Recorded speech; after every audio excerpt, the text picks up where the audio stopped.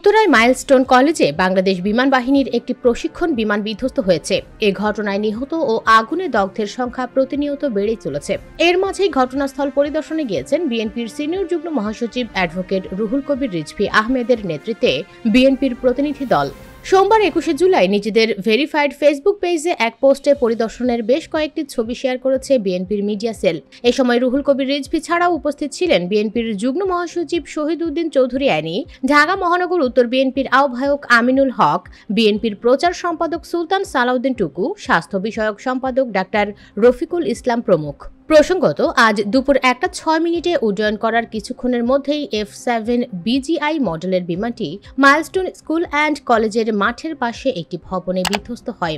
বিকট শব্দ ও আগুনের গোলা ছড়িয়ে পড়ায় তীব্র আতঙ্ক ছড়িয়ে পড়ে বিদ্যালয়ের চলমান শ্রেণী কার্যক্রমের উপস্থিত শিক্ষার্থী ও শিক্ষকদের মধ্যে।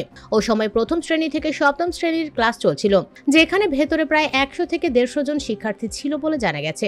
উদ্ধার তৎপরতায় ফায়ার সার্ভিস ও সেনাবাহিনীর সঙ্গে যোগ দিয়েছে 2 প্লাটুন বিজিবি। এছাড়া আগুন নিয়ন্ত্রণে কাজ করে ফায়ার সার্ভিসের 8টি ইউনিট।